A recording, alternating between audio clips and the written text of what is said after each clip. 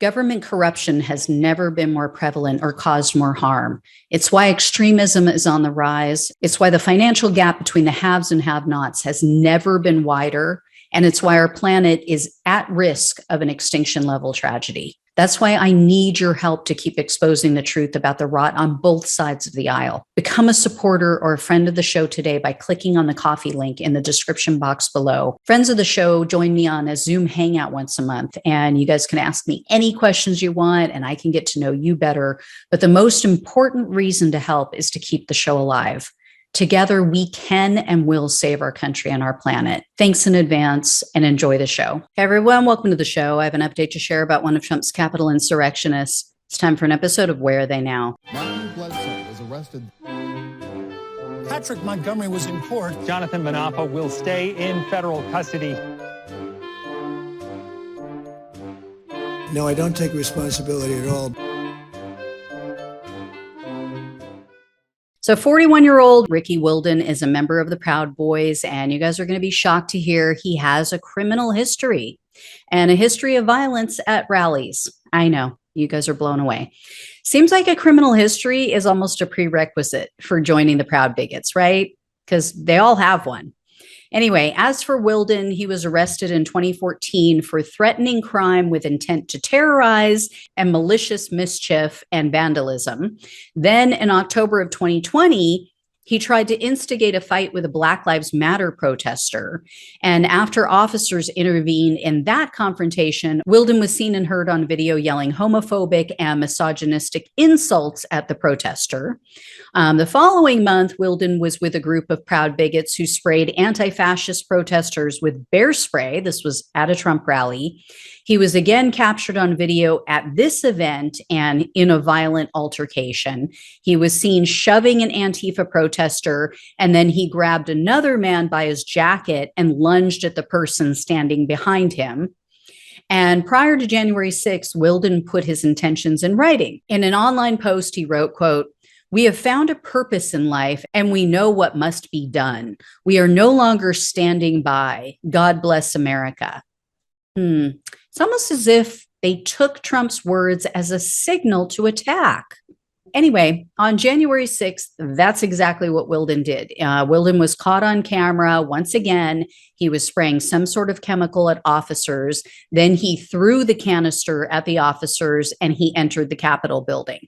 Following the Capitol attack, Wilden posted on Facebook, he said, quote, "I think they got the message from everyone of all ages. FYI, the cop who started his shit by mazing me and hitting my nuts, playing stupid games, hope you enjoyed my special prizes."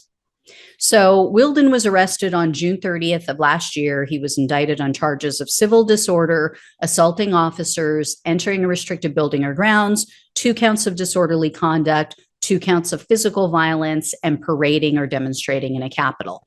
In April of this year, Wilden pleaded guilty to the felony crime of assaulting officers. He was facing up to 8 years in prison and up to $250,000 in fines. However, prosecutors were asking for a little over 2 years, more in line with the upper end of the federal sentencing guidelines. Wilden's attorney requested 12 months and 1 day. Why 1 day? I don't know. They said that, because of his drug-addicted parents, his older brother's untimely death, his own drug and mental health issues. His attorney also cited his father's suicide and the fact that his wife filed for divorce after the Capitol attack. And he said that Wilden no longer has contact with his children. Once again, we have someone boo-hooing over his children. Yet on January 6th, where was he? Was he with those children? Was he with his wife? No, Trump and his lies were more important. What's interesting is that while he's been out on bail, following his arrest, but before his sentencing, he was already ordered to complete parenting classes. They wanted him to take a drug abuse recovery and mental health treatment program.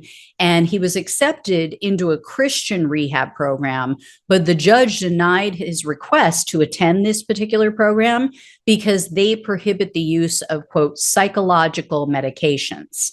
Apparently, Mental health experts had already reviewed his case and they recommended that he use meds. So the judge said no. So U.S. District Judge Randolph Contreras is the one who presided over Wilden's case. And he acknowledged Wilden's struggles, but he said, quote, his assault on officers guarding the doors helped facilitate the breach of those doors. So the judge sentenced Wilden to 2 years in prison, 3 years of probation, and a $2,000 restitution fee. Unfortunately, I don't think this judge realized how Wilden pulled a fast one on him. Wilden told the judge, quote, I put in a request with my attorney to be in Florida if possible, away from people where I grew up to get a fresh start. Florida, otherwise known as Margaritaville, is a proud bigot haven. It's where Enrique Tarrio is. It's where many of the other January 6th proud bigots reside, where they're housed in prison. And we all know that they let everything fascist slide in Florida. This couldn't be a worse location for this violent person. And I don't know where his kids are, but clearly they're not in Florida. Otherwise, he would have given that as an excuse to be transferred to the state. So this guy is completely full of shit. He doesn't give a damn about his kids. He is just repeating the same toxic cycle from his own childhood. It's pathetic. Yeah. Oh, my kids. Yeah, but I want to be in Florida. Okay. Anyway, guys, when and if I hear more likely when, I will let you know. Thanks so much for watching and listening. Take care, and I'll talk with you soon.